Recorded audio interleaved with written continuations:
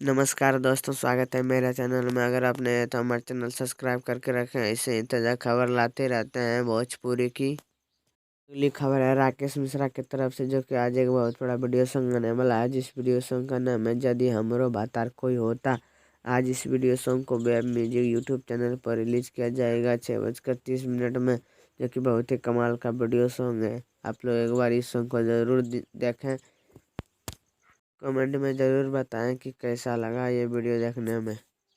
अगली खबर है नेहा नेनू की तरफ से, जो कि आज एक होली वीडियो आने वाला है। जिस होली वीडियो का नाम है यरवा के रंग। आज इस वीडियो सॉन्ग को वेब म्यूजिक यूट्यूब चैनल पर रिलीज किया जाएगा 2 बजे। बहुत ही कमाल का वीडियो है।